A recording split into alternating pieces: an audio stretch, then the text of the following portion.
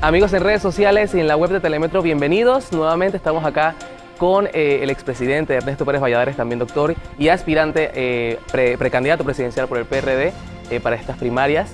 Está con nosotros precisamente para hablar temas de actualidad y para responder las preguntas que ustedes nos han hecho llegar a través de las redes sociales. También está María Ángeles Muñoz conmigo. Adelante. Gracias, César. Bienvenido nuevamente, doctor. Gracias. Y vamos a comenzar. Usted ya pasó por la silla presidencial. Ya pasó por ahí. ¿Cuál sería su proyecto cumbre de llegar nuevamente? Mira, ahí la institucionalidad del país no está funcionando y hay que cambiarla. Evidentemente, para cambiar la institucionalidad necesitas hacer reformas constitucionales, particularmente para el órgano legislativo, por la forma como se eligen los diputados, que efectivamente creo que la forma como se están haciendo ahora con esos circuitos electorales fue un retroceso en 1983.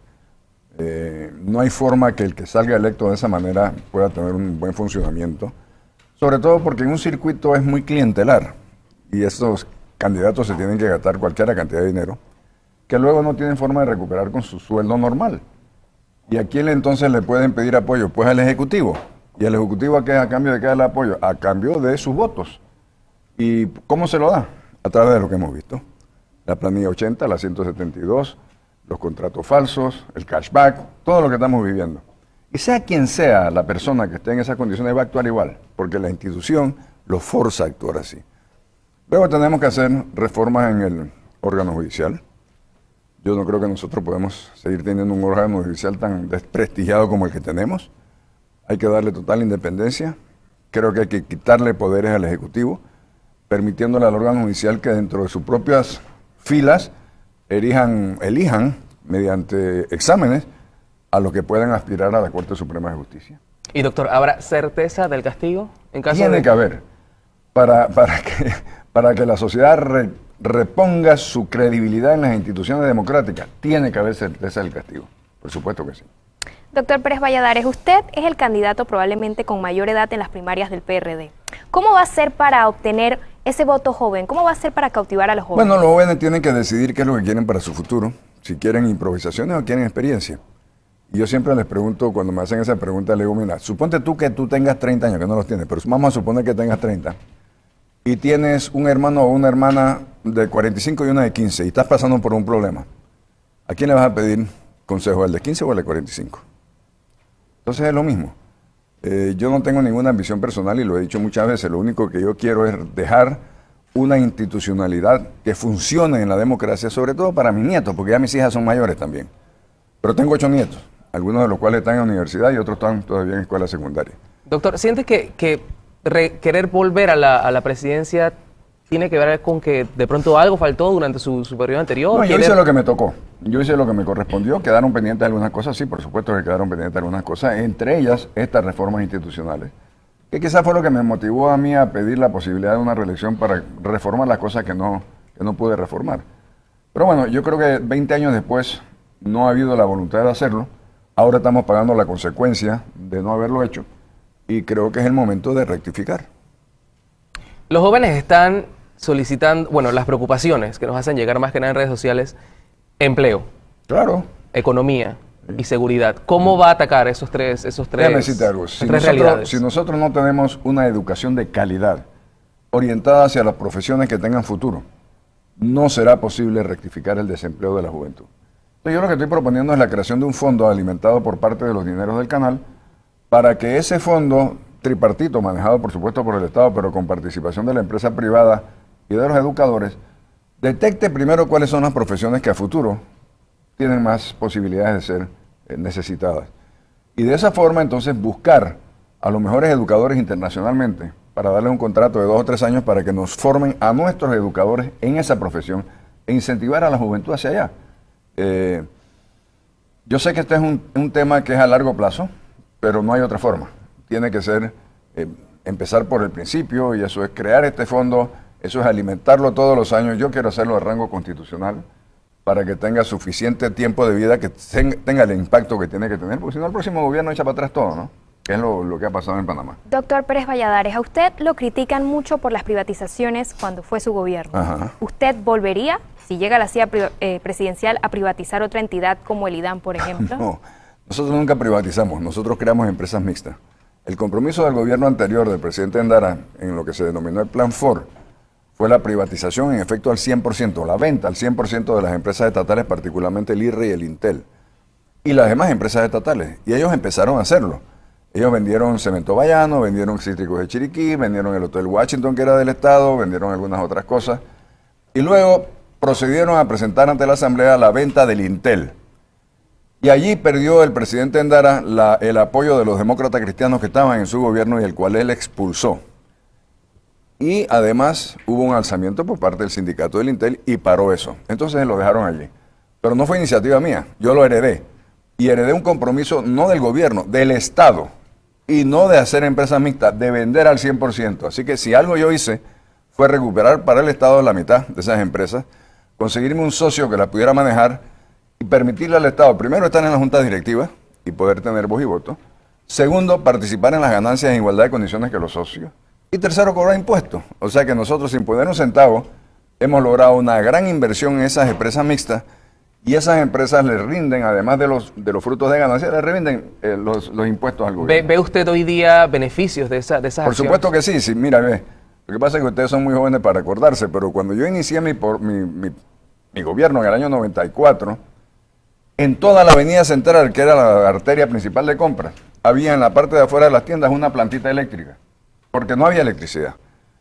Habían 2 países en América Latina que no tenían internet y no tenían celulares, nosotros y Haití. O sea, era un atraso que venía acumulado por 15 años, durante la década del 80, que fue la década perdida, y luego los 5 años del presidente Endara, que no pudo hacer mayor cosa. ¿Qué cosas no repetiría de su gobierno si llega a la silla presidencial en 2019? El apuro de hacer todo a la vez. Yo creo que como yo me sentía muy presionado en aquel momento por recuperar los 15 años perdidos, no tuve la oportunidad, o no me di la oportunidad de explicarlo mucho mejor, además que no habían medios como este. Pero yo sí creo que evidentemente esto requiere de muchísima explicación y requiere de un consenso. O sea, el gobernante tiene que consensuar las medidas que va a tomar. Antes me preguntaste por si yo volvería a privatizar alguna cosa. No lo volvería a hacer, porque el esquema que necesitamos para el ejemplo, para el IDAN, es diferente a lo que se usó para el IRRI y para el Intel. ¿Cuál es ese esquema?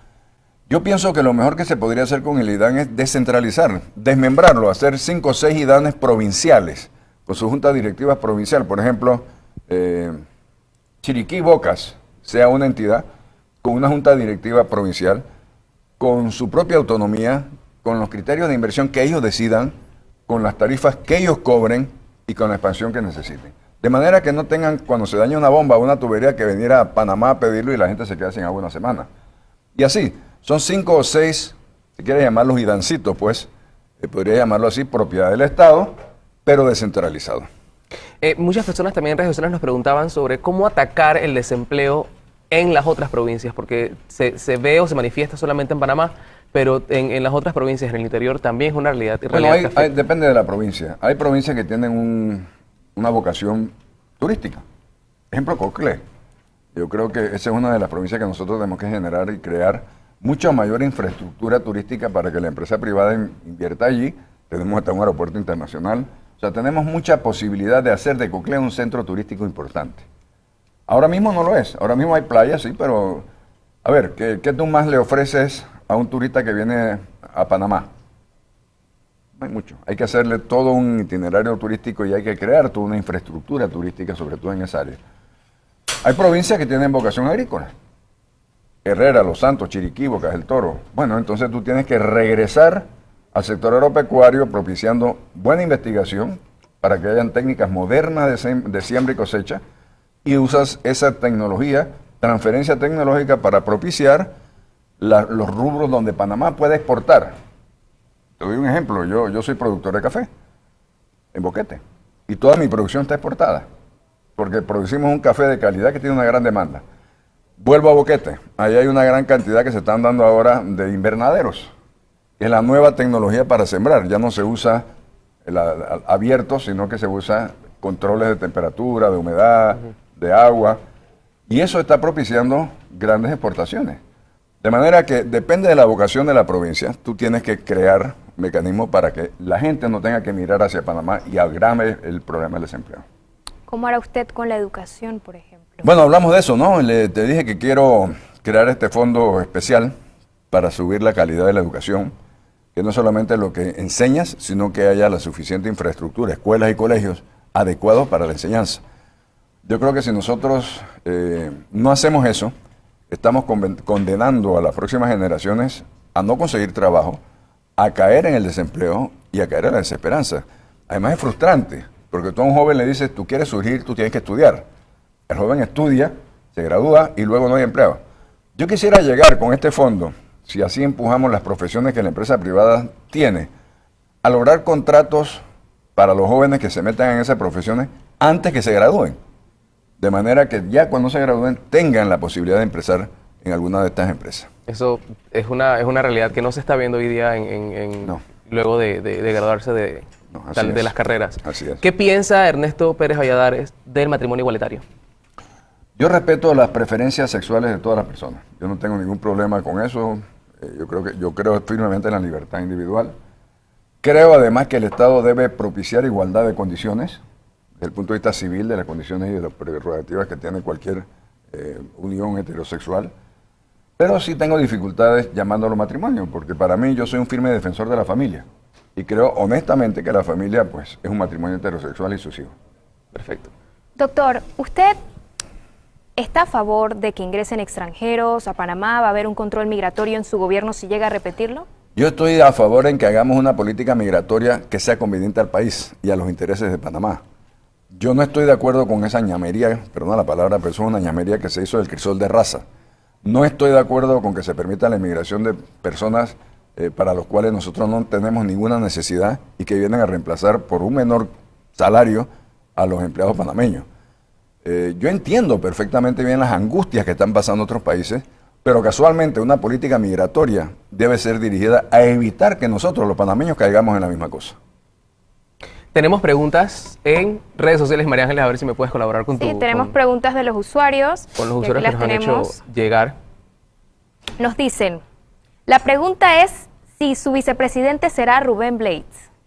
No, yo creo que mi vicepresidente debe ser una persona comprometida con lo que estamos hablando. Yo tengo plena seguridad de que Juan Carlos Navarro sería un excelente vicepresidente porque está comprometido con estos objetivos. ¿Qué propuestas tiene para la población con discapacidad y sus padres? Bueno, yo creo que, mire, ese es un tema verdaderamente difícil y hay que crear una autoridad, una entidad que se dedique particularmente a eso, porque no todas las discapacidades son iguales. O sea, hay jóvenes, personas que tienen discapacidad física, otros tienen discapacidad de otro tipo, y yo creo que a todos hay que propiciarles un apoyo del Estado para que puedan desarrollarse al máximo de sus capacidades. Acá nos pregunta LI PTY, ¿cuál es su propuesta en cuanto a optimizar la Caja del Seguro Social? La Caja del Seguro Social viene siendo un problema acumulado de muchísimos años ya. Yo pienso que nosotros tenemos que dividirla en las dos grandes áreas del Seguro Social. Una es el área financiera, es decir, todo lo que es el programa de invalidez, vejez y muerte, y el otro es el área de prestaciones de salud. Yo creo que esa institución es demasiado grande, es demasiado, tiene una gran cantidad de personas trabajando y no está dentro de la capacidad de un solo director. Yo creo que hay que dividir eso y ver prestaciones de salud conjuntamente con el Ministerio de Salud para que haya un intercambio. Es decir, que si hay un hospital de la Caja del Seguro Social, no debe haber un hospital de salud y viceversa. Lo que debe haber es compensación de costos. Y creo que el tema financiero se puede empezar a mirar por dos caminos. Uno, ya existe una modificación que se hizo en el gobierno del presidente Martín Torrijos, donde fundamentalmente se da un tiempo, que creo que vence en el 2060, para acabar con esta tesis de la solidaridad intrageneracional. Porque hoy por hoy, para que tú sepas, si no lo sabes, el que está pagando a los pensionados y jubilados son ustedes con su sueldo. Ustedes no están ahorrando por ustedes. Bueno, ustedes a lo mejor ya tienen las cuentas individuales, pero esa es la solidaridad intrageneracional, que se construyó sobre la base de que si esto es un triángulo, esta base del triángulo se iba a ir ampliando a medida que entraba más gente a la seguridad social y el vértice de arriba se iba a mantener más o menos igual, pero ha resultado ser totalmente falso. Lo de abajo no se ha ampliado con la velocidad que se requiere porque no entra tanta gente a la seguridad social y lo de arriba se ha ido ampliando mucho más porque hay mucha más expectativa de vida. Entonces tú tienes que ser más eficiente, por supuesto, en las prestaciones de servicios, tiene que ser más eficiente en el manejo de los fondos del Seguro Social, de sus reservas. Yo creo que nosotros podemos lograr mejores rendimientos de reservas que te permite de alguna manera extender el periodo hasta que finalmente todo el mundo que entra al seguro ya entre con sus cuentas individuales, que es el nuevo esquema. Y claro, si en algún momento hay un déficit, es decir, se acaban las reservas y no se le puede pagar a los asegurados, por supuesto, el Estado tiene que hacerle frente, no hay otra forma. Doctor, ¿cuáles son sus planes para promover el emprendimiento en Panamá? Bueno, estamos hablando de la educación. Yo creo que nosotros tenemos que educar a los jóvenes para que desarrollen en sí mismos el deseo de hacer. Yo creo que se está dando, pero debemos hacerlo mucho más puntual, debemos hacerlo con mucho más énfasis. Yo soy un firme creyente en la capacidad de la juventud bien educada de ser empresarios. Y yo no tengo la menor duda que nosotros tenemos como Estado, tenemos que propiciar eso y empujarlos para que lleguen a ese punto, ¿sí? ¿Cómo no? Participación de la mujer. Totalmente. Yo tengo 3 hijas, así que no hay otra forma, ¿no? En todos los estratos, Por supuesto, a todos los niveles. A todos los niveles y en igualdad de condiciones. Porque ahora mismo tenemos una diferencia de sueldo. En muchos lados la mujer gana menos que el hombre por el mismo nivel de trabajo. Yo creo que no se puede seguir así. Nosotros tenemos que ser igualitarios en nuestro sueldo. ¿Tendría en su gabinete una gran mayoría de mujeres? Yo quisiera. El problema no es que, tú sabes, no es no tenerlo, es que haya la capacidad instalada, lo suficientemente inteligente y que quiera participar. Porque esa es la otra cosa. Hay mucha gente y muchos jóvenes y muchas personas que simplemente no les interesa. ¿Por qué? Porque se exponen a estar en el ojo público, a la crítica, y hay personas que no quieren salir de su zona de confort. Pero yo no tengo ningún problema en trabajar. Ojalá fueran 100% mujeres, no tengo ningún problema. Doctor, ¿es cierto que su administración creó la partida discrecional? Creo que sí, pero te voy a decir por qué se creó. Se creó como un mecanismo de reemplazo de las partidas que tenían los representantes de corregimiento antes de que se conformaran los circuitos electorales. Los representantes de corregimiento hacían un inventario de las necesidades de sus corregimientos y negociaban con el Ejecutivo la solución de esas necesidades en el plazo de 5 años. Es decir, de manera que el representante supiera, llegar a su corregimiento y le dijera, mira, el tema del agua, que está prioritario, lo vamos a resolver en 6 meses y tengo el compromiso del Ejecutivo. Pues eso, que se hacía así, cuando se crean estos circuitos electorales y los diputados convierten a los representantes de corregimiento en sus operadores políticos, el representante perdió esa capacidad. No tiene fondo, no tiene capacidad de negociar con el gobierno. Entonces, una forma de tratar de llegarles a ellos fue dándole esta partida. Realmente lo que tenemos que cambiar el sistema. ¿Qué va a hacer puntualmente y a manera ya de plan real y concreto contra la corrupción? Castigarla con todo el fuerza de la ley. O sea, no hay... Mira, te voy a explicar algo. En mi concepto, evidentemente uno se equivoca a veces en las apreciaciones, pero en mi concepto, la mayor corrupción se da a partir de la parte más alta del gobierno. Y esto empezó hace algunos años. Y la gente que está en los mandos medios o abajo está viendo que arriba hay corrupción, dice, bueno, pero entonces ese es el modo usual de comportamiento, yo voy a hacer lo mismo. Tú los oyes, ¿no? Pero si arriba están robando, ¿por qué yo no? ¿Qué me toca a mí? O sea, tú tienes que empezar por castigar grandemente y de acuerdo a la ley, la mayor corrupción que está arriba. Esa gran corrupción creo que ha propiciado el desarrollo y el auge de movimientos como el de no a la reelección. Sí, evidentemente. Que hoy ya ocupa, pues, los titulares, ¿no? Espero que tenga el efecto que todos queremos. A eso iba. ¿Qué piensa usted de la campaña? Sí, yo vuelvo otra vez a lo que te dije al principio, ¿no? Nosotros tenemos que cambiar la forma como se eligen los diputados si queremos tener resultados diferentes. Yo creo que uno de los genios del siglo XX decía que una de las muestras claras de estupidez es suponer que haciendo la misma cosa va a tener resultados diferentes. Tenemos que cambiar la forma, tenemos que tener diputados nacionales o provinciales, o una combinación de los dos. Tenemos que elegirla por listas internas de partido, de manera que le evites al diputado tener que ir a pedir el voto en una sociedad que se ha vuelto clientelar, y de esa forma tú lo remueves y acabamos con estos circuitos electorales. Mientras no hagamos eso... ¿No tiene miedo que ese no a la reelección, digamos, le pueda afectar negativamente a usted? No, a mí yo no tengo ningún problema. Yo estoy en esto porque creo que es mi obligación histórica decírselo al país. Pero créeme lo que no tengo ninguna ambición personal. Yo quisiera poder dejar esto en la idea de la sociedad y que sea quien sea, lo lleve adelante y cambiemos la institucionalidad. ¿Y el nepotismo, doctor Pérez Valladares? No estoy de acuerdo con eso, ¿Usted por nombró supuesto. familiares durante su administración? Que yo recuerdo, ¿no? Bueno, la única que nombré es mi esposa, que no estaba nombrada, no recibía un centavo, y trabajó de una forma impresionante, que se lo reconoce todo el mundo. No, yo no tenía un funcionario pariente mío. Hablemos un poco de su perfil. ¿Por qué le dicen el toro? ¿Tú ves mi tamaño? Eso me lo puso un pariente mío, que se llama Nicolás González Revilla. ¿Tú lo conoces? Claro que sí. Bueno. Que empezó, nosotros nos pasamos parte de nuestras vacaciones, él en Boquete y la otra parte yo me la pasaba en la casa de mi tía, su mamá, aquí en Panamá. Pero yo soy chiricano y vivía allá. Entonces ellos empezaron con la molestia de que viene el ganado bravo, viene el toro. Y de ahí empezó ese apodo y se quedó, pues pegó. Pero a mí no me molesta. Apodos como el toro y bueno, esa fama tal vez que tenga usted de ser un poco, tal vez un poco rígido, un poco... Sí, yo tengo una personalidad fuerte. Fuerte. Yo no soy rígido, pero tengo una personalidad fuerte y defiendo... muy Pero duro ese es mi Valladares al posición. 100%, siempre, 24/7, o hay momentos... No, yo soy así. Yo no tengo dos caras. Yo soy como soy. ¿A qué se dedica el toro, además del café que ya nos comentó? Pues a vivir mi vida. Ustedes me están pagando mi jubilación, cosa que les agradezco. A recibir el fruto de mis trabajos por muchos años. Mis dividendos, yo participo en algunas acciones, en algunas empresas. A no trabajar, a pasear, a viajar con mi esposa, a disfrutar de mis nietos y nietas, que tengo 4 hombres y 4 mujeres, a vivir mi vida. Es decir, esa es mi zona de confort en estos momentos.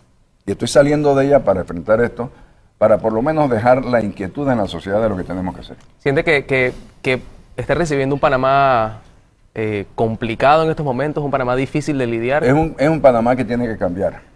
Yo no le pondría ningún adjetivo. Yo creo que la gente en el fondo son buenas. El panameño es un buen ser humano que por desafortunios de políticas públicas nos encontramos en esta situación. Hay que cambiarla. Y hay que darles incentivos para que esa bondad del panameño se refleje en todas sus acciones.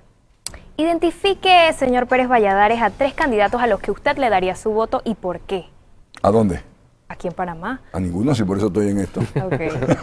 No hay posibilidad de nadie que llene sus expectativas, además. Yo no lo he visto. La razón por la cual yo me estoy agitando en esto es porque ni dentro ni fuera de mi partido vi a alguien que tuviera la claridad de los objetivos que yo pienso tenemos que hacer para cambiar la institucionalidad. Exacto, ¿qué piensa de sus contrincantes para estas primarias? De quienes están en esta carrera. Si yo hubiera visto que tienen la capacidad, que tienen primero el objetivo de hacerlo y la capacidad de llevarlo adelante, yo no me meto. Pero siento que no es así. ¿Cómo fue Con esa todo el respeto alianza a ellos, pero siento que no es así. con Juan Carlos Navarro? Mire, Juan Carlos sí comparte los objetivos conmigo y él piensa que juntos podemos hacer una gran diferencia. Y yo creo que sí. Y Juan Carlos además tiene una gran bondad, que el tipo es incansable. O sea, el tipo trabaja 24 horas al día, anda para arriba y para abajo. Y yo necesito ese apoyo de él, claro. Cuando se supo que él estaría apoyando su candidatura, ¿cómo lo recibió? ¿Cuál fue el acercamiento? ¿Él se lo había comentado antes? Nosotros vinimos conversando desde hace rato sobre la posibilidad esa. Yo tengo que decir algo. Juan Carlos es una persona superior, porque haber aceptado eso con las... Tú sabes, yo fui presidente. Yo no tengo ninguna ambición de volverlo a hacer, pero él ha querido serlo. Y el de poner eso en función de lograr objetivos nacionales me parece que es una muestra clara de una personalidad superior, ¿no? ¿Y hay algún acercamiento con otros candidatos? Conversamos, sí, de vez en cuando. Ok. Pero nada que, digamos, No. nada que tenga que ver con fórmulas, o sea, No, yo creo que, no sé, cada cual piensa que va a ganar. A mí lo que me interesa, te reitero, no es ganar yo, sino que gane el partido, porque te voy a decir una cosa. Si nosotros no tenemos un candidato que sea capaz, que sea elegible, que gane las elecciones, mi partido yo creo que va a desaparecer. Es la tercera pérdida. Eso es lo que le iba a preguntar. ¿Qué Mira, va a me pasar? adelanta tu pregunta. ¿Qué va a pasar con el PRD si no llega a ganar estas elecciones? Si Desde no su llega a óptica. ganar estas elecciones, yo sinceramente creo que el PRD desaparece. Esa es mi opinión. Pero bueno, veremos a ver. El tiempo dirá. ¿Desaparece por falta de qué? De liderazgo, por falta de objetivos, porque la gente se decepciona, porque dicen, no, hombre, ¿hasta cuándo vamos a estar en la podrida si es que eres, tú sabes, de lo que aspira a tener un puesto público? O sea, un partido que perdió sus objetivos, que perdió su idealismo y que solamente está casi que como el resto de los partidos, viendo a ver cómo se llega al poder sin una propuesta clara. Si pierde, tiene un gran incentivo de desaparecer. ¿Qué piensa del desencanto de los jóvenes en torno a la política partidista? Yo creo que es una gran irresponsabilidad. Yo creo que tienen que participar y tienen que meterse de cabeza si quieren un mejor país. Yo entiendo que sea duro, yo entiendo que no quieran hacerlo, todo eso lo entiendo. Pero tú no puedes criticar lo que está pasando si tú no estás dispuesto a meterte a arreglarlo. ¿Y qué haría usted en el sector agropecuario? El sector agropecuario necesita 3 cosas. Investigación, para estar seguro, que ya lo dijimos, para estar seguro que tienes las mejores tecnologías. Transferencia tecnológica. Mira, nosotros teníamos aquí una institución que se llama el IDIAP, que es el Instituto de Investigaciones Agropecuarias, donde teníamos excelentes científicos panameños, que por razones de política electoral o de politiquería fueron despedidos. Y se cayó mucho la posibilidad de investigación de ese instituto. Yo creo que hay que recuperárselo, hay que incentivar a que los científicos panameños se metan a la investigación y luego propiciar la transferencia de esa educación así recibida, de esa investigación así recibida, hacia el sector agropecuario y lograr los financiamientos, no solamente públicos, sino también privados. Y corregir inmediatamente cosas como por ejemplo el Instituto de Mercadeo Agropecuario. Ese Instituto de Mercadeo Agropecuario se fundó para que comprara las cosechas de los productores panameños. ¿Ahora qué hace? Ahora lo que hace es importar. O sea, es una locura, es al revés de lo que tiene que hacer. Acá nos pregunta Ronnie Little. Yo quiero saber qué va a hacer para volver a mejorar la cara de Panamá ante el mundo después de caer en Panama Papers y bueno, los otros escándalos de los que ya fuimos Mira, víctimas. la política exterior nuestra ha sido muy deficiente en este gobierno. Nosotros no tenemos absolutamente nada de qué avergonzarnos, no tenemos por qué bajarle la cabeza a ninguna OCDE ni ninguna de estas organizaciones, porque lo que nosotros hacemos ni es ilegal ni es inmoral. Pero lo que pasa es que tenemos una política exterior de gallina.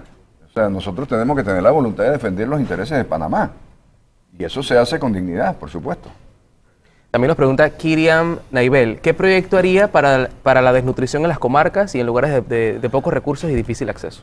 Tú no puedes tener un programa para la desnutrición, tú tienes que tener un programa integral de desarrollo en las comarcas, empezando por la infraestructura, educación, capacidad de movilidad. No hay forma de acabar con la pobreza y con la desnutrición, que es la parte de la pobreza, en ningún país si tú no tienes inversión social, salud, educación. Y en el caso de la comarca particularmente, incentivar, por supuesto, vías de acceso, que bastante se ha hecho, hace falta, pero bastante se ha hecho, y tener la posibilidad de detectar cultivos que ellos mismos pueden impulsar. Mencionaba Coclé, pero a nivel ya de país o de otras provincias, ¿qué otros planes a nivel de turismo tiene para mejorar Mira, ese rubro? la costa atlántica de Panamá es una belleza, Bocas del Toro es una belleza. Tenemos que propiciar mayores infraestructuras. San Blas, la costa norte y costa sur de Colón. Nosotros tenemos una oferta virgen que puede perfectamente bien empezarse a planificar y hacer. Bueno, mira, hay la controversia por ejemplo, de Coiba. Los que conocemos Coiba, sabemos que es una isla que tiene 44.000 hectáreas. Es una isla que es la más grande del litoral América, desde Alaska hasta Patagonia, es la isla más grande que existe. Y allí hubo una colonia penal. En ese lugar donde hubo una colonia penal, no hay un ambiente natural. Lo que hay es monte. Hay una pista, que no es que la está construyendo este gobierno, existe. Lo que están tratando de hacer es mejorarla. ¿Y mejorarla para qué? Para poder, en esa área que ya está, que no existe la naturalidad, crear ahí puntos de infraestructura para el desarrollo y para conocer el resto de la isla, que sí tiene muchos atractivos, ¿no? Doctor, acá nos pregunta @18 Donato P. ¿Cómo llegó a ser un millonario exitoso? Bueno, yo vengo de una familia rica.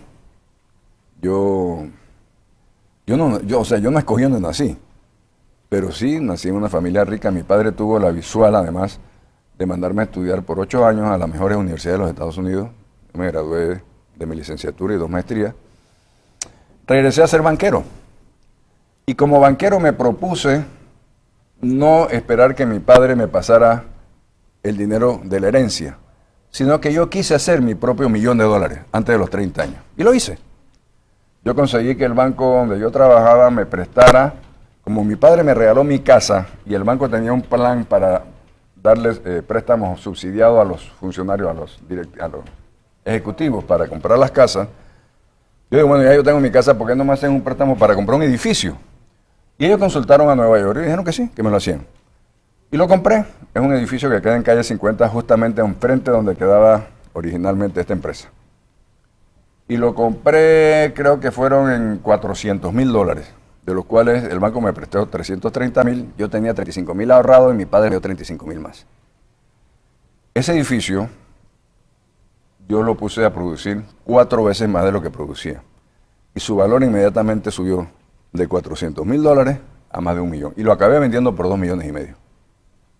Yo no le he robado un centavo a nadie. Yo sí he tenido mucha suerte y he hecho buenas inversiones. Bueno, muchas gracias, Con mucho doctor. gusto, encantado. Muchas gracias al doctor Ernesto Pérez Valladares.